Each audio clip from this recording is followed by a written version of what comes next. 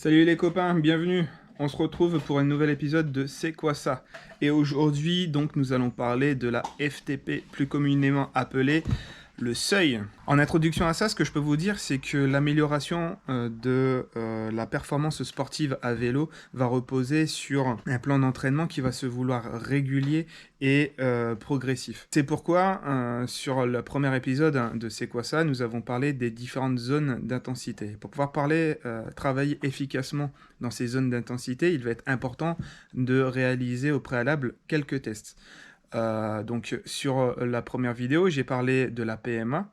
Il va également être important dans un premier temps de calculer la FTP, le seuil, qui correspond en fait à la limite de votre capacité d'endurance. Donc, grosso modo, la zone d'intensité 4. Donc, la FTP, ou seuil anaérobie, constitue en fait la zone d'intensité qui est le guide directeur en fait dans l'entraînement.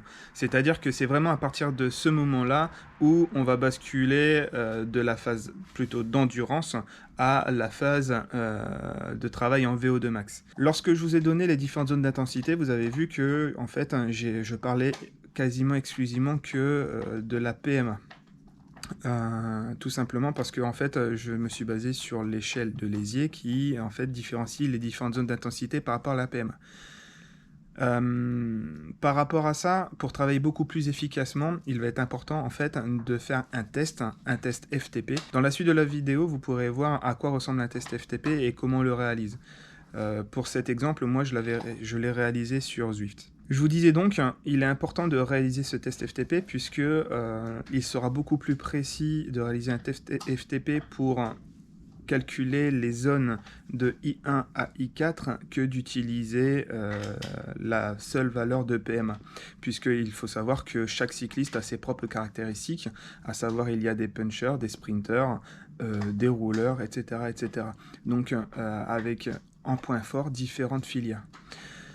Si vous êtes plutôt puncher, vous allez avoir une très forte PMA. Par contre, les zones qui vont en découdre par rapport à ça, dans les zones basses, seront pas forcément les bonnes. C'est pourquoi il est nécessaire de faire différents tests plus précis. Allez, ce que je vous propose maintenant, c'est de voir exactement comment s'est passé mon test FTP, et ensuite on verra comment on va mettre en place du coup nos zones d'intensité par rapport à ça. Ouais, je suis vraiment pas motivé là. Premier test FTP. Moralement, c'est dur. Je sais que ça va être compliqué, que je vais certainement pas faire un score époustouflant. Du coup, c'est compliqué. C'est compliqué de se dire que dans à peu près 20 minutes, je serai à bloc. Mais bon, de toute façon, il faut le faire sérieusement parce que c'est ce qui va conditionner les 2 prochains mois. Là, c'est quoi cet échauffement là? Je suis à bloc.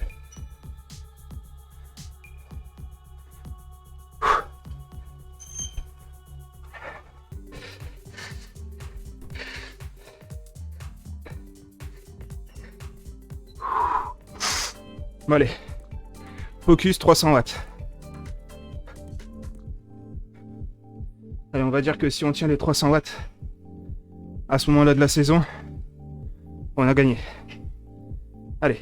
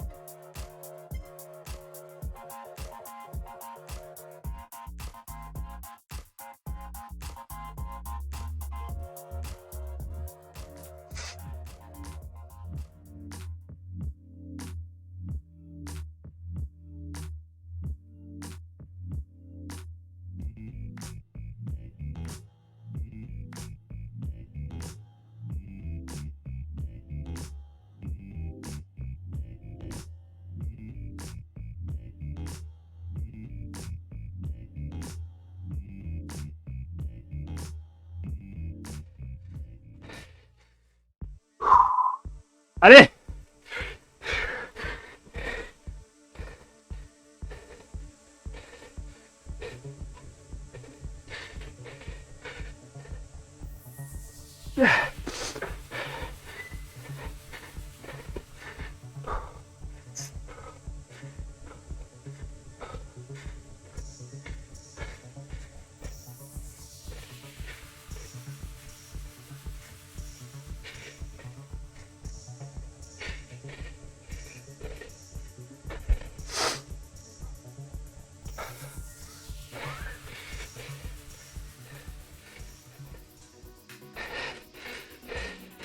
J'ai mal partout.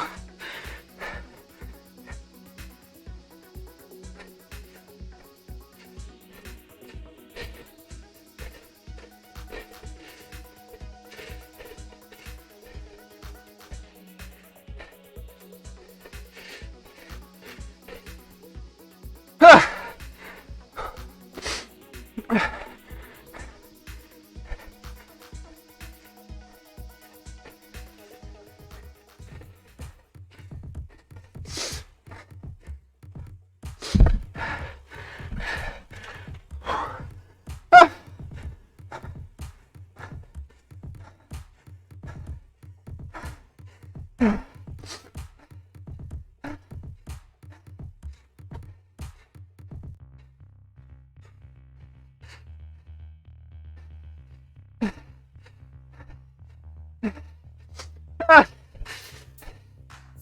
Ah!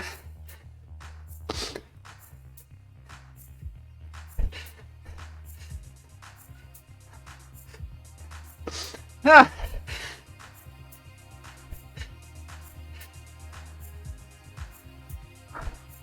Ah! Ah! Ah! Ah! Ah! Ah!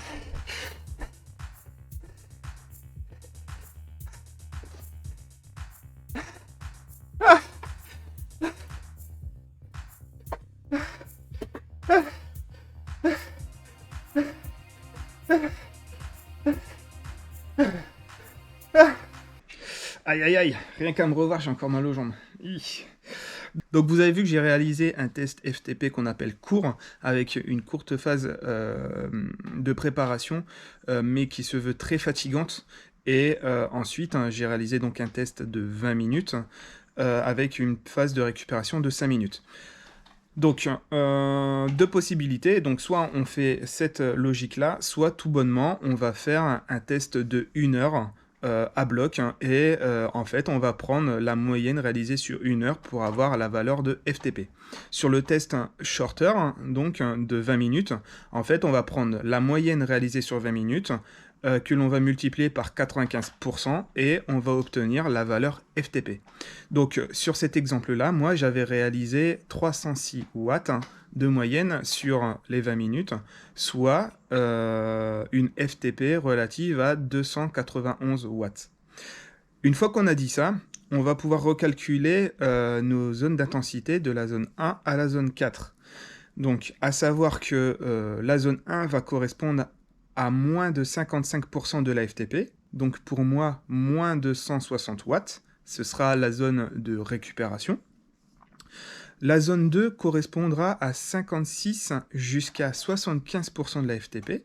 Pour mon exemple, donc 162 à 218 watts. C'est la zone d'endurance basique. La zone 3 correspondra à 76 jusqu'à 90% de la FTP, soit 221 à 262 watts. Ça va être la zone dite de tempo. Et la zone 4, la zone seuil, qui va correspondre de 91 à 105%, soit 265 jusqu'à 305. Donc ces zones-là vont être beaucoup plus précises que les zones de PMA que l'on a définies dans l'épisode précédent. Et les zones donc 5, 6 et 7, pour le coup, bien que la zone 7 soit la puissance maximale, mais les zones 5 et 6, en tout cas, correspondront au test de PMA que nous allons faire donc semaine prochaine. Voilà, j'espère que c'est beaucoup plus clair pour vous. Dans l'épisode suivant, nous verrons donc à quoi correspond la PMA et pour le coup comment on fait pour la calculer. J'espère que j'ai répondu à vos interrogations concernant la FTP ou le seuil. Si vous avez d'autres questions à me faire part, des remarques, n'hésitez pas à me les poser en commentaire, hein, j'y répondrai avec plaisir. Et puis d'ici là, je vous dis abonnez-vous et à très vite.